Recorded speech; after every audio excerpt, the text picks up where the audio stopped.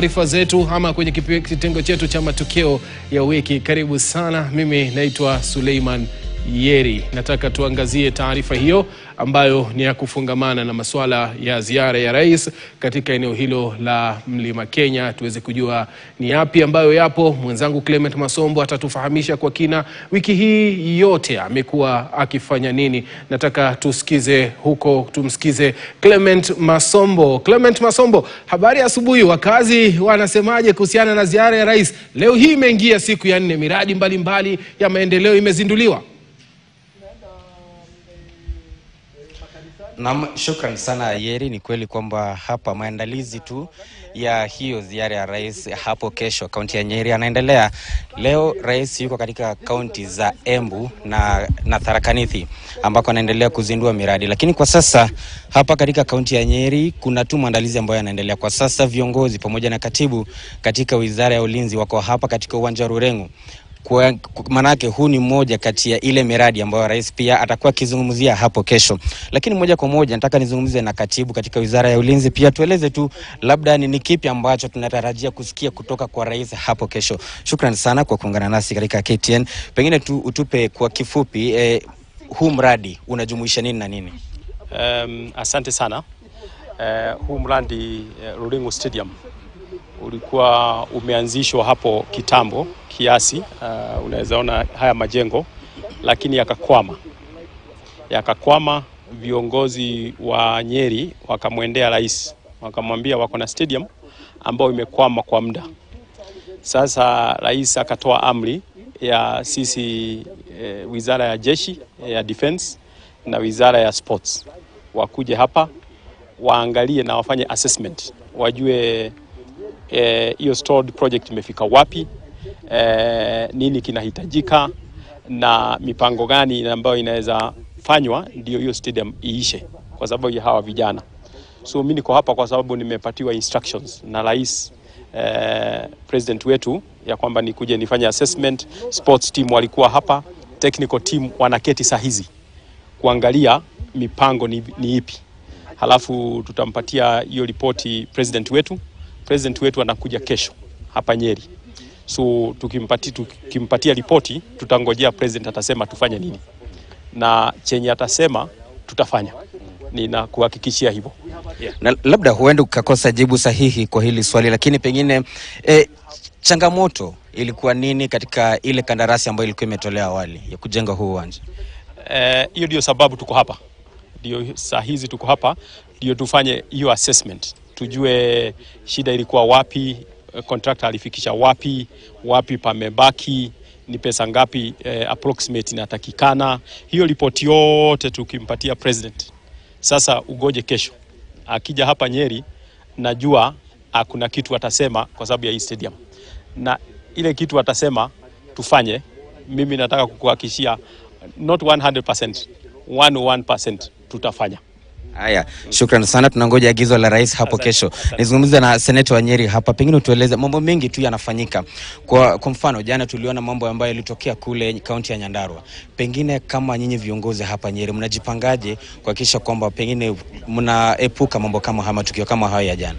Asante sana. Kusema kweli, jana tukio la Nyandarua jana ni la kusikitisha sana, kwa sababu viongozi wanapoamua watakuwa wanapigania nduru, ni kumaanisha hakuna kazi itaendelea. Sisi kama viongozi wa Nyeri tumekuwa tukiongea na wananchi na tumesema huu sio mhula wa kufanya siasa. Wakati wa siasa utafika na siasa sikija itakuwa tuasifanya. Wakati huu tumesema ni wakati wa maendeleo, na tumeambia hata vijana, ukiangalia hapa kuna vijana wengi, tumewaambia huu ni wakati wa kuleta maendeleo, huu ni wakati wa kuangalia vile tutakuza talanta zao, huu ni wakati wa kuangalia vile tutaangalia ajira zao. Lakini cha muhimu ni kusema mgeni akija hapa lazima tumheshimu. Sisi ni watu wa Nyeri, tuko na heshima kubwa sana, na tunajua viongozi wakija wanakuja tunawaheshimu, wanatuongelesha kicha wanaenda. Shida zetu za nyumbani tukibaki sisi tutatatua wenyewe kwa wenyewe. Tumekubaliana nao, vijana wako hapa, mkutano kesho wageni watakuja watuzungumzie, watuachie maendeleo kila waende wakienda. Zile tofauti tuko nazo sisi kibinafsi tutaongea wageni wakishaenda. Lakini kwa wakati huu ni kusukuma mambo ya maendeleo, kwa wakati huu ni kusukuma diposa hata sisi tuwe tunanufaika kama eneo zingine za nchi hizi ambazo zinanufaika kutoka na hii safari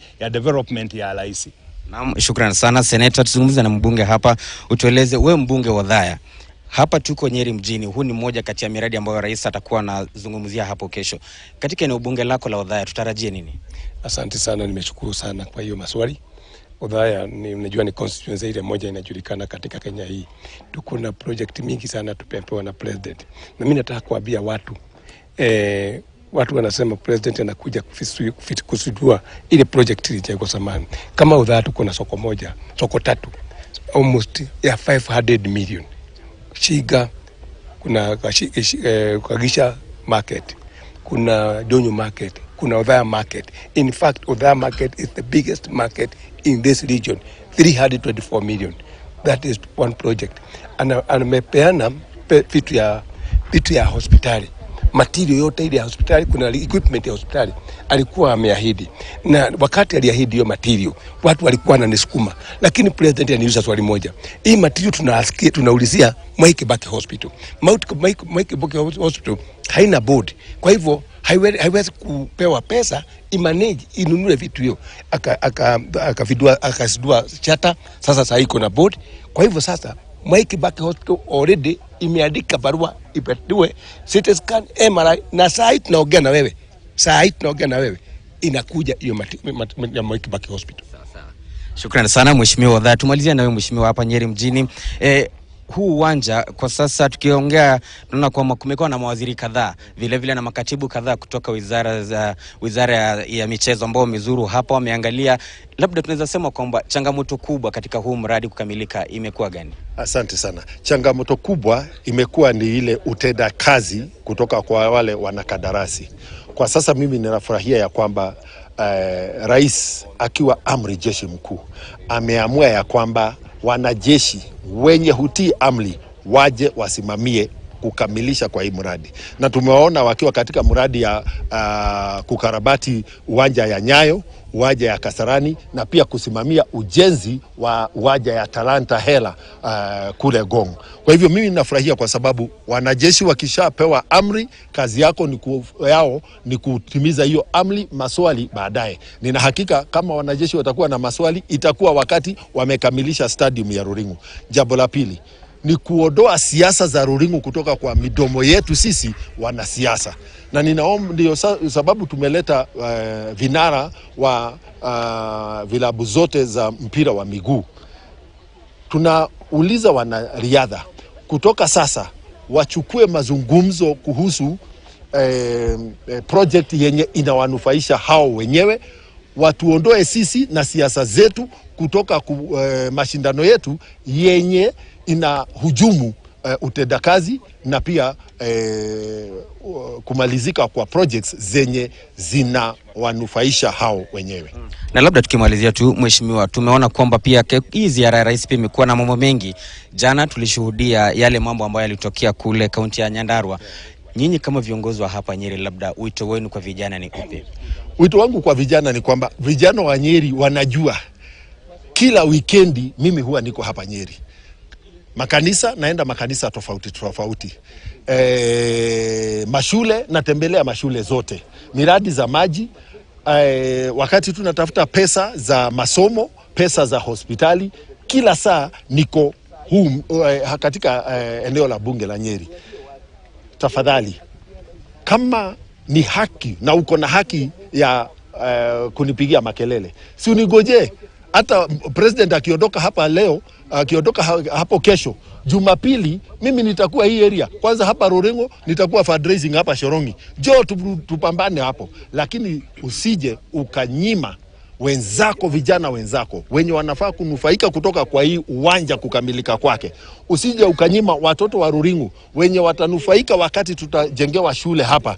Usije ukahujumu na kuwanyima hospitali wakaaji wa Ruringu wenye watanufaika hospitali ikishajengwa hapa Ruringu. Siasa za ushindani katika kaunti ya Nyeri, wale tunashindana president na entourage yake hawana hata kura moja watakuja kupiga hapa Nyeri. Sisi tunabaki hapa, siturumbane baada ya mgeni kuondoka. Naam, shukran sana. Bila shaka umesikia tu kutoka kwa baadhi ya viongozi ambao wamefika hapa siku ya leo kuandaa tu kumwandalia rais nafasi atakapokuja hapa katika kaunti hii ya Nyeri hapo kesho, na umesikia baadhi ya miradi ambayo atakuwa akizindua na kukagua. Na hapa ni muhimu kutaja kwamba uwanja huu wa Rurengu ni uwanja ambao umekuwa umekumbwa na changamoto nyingi tu kwenye ujenzi wake.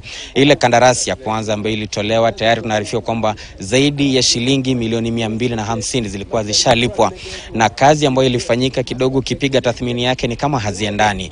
Na sasa hii kandarasi mpya ambayo inatolewa na imepewa Wizara ya Ulinzi, nayo tunaarifiwa kwamba huenda ikagharimu takriban shilingi milioni 800 hivi. Lakini sasa kuanzia kesho tasikiza labda ni rais atakuwa anatoa agizo gani.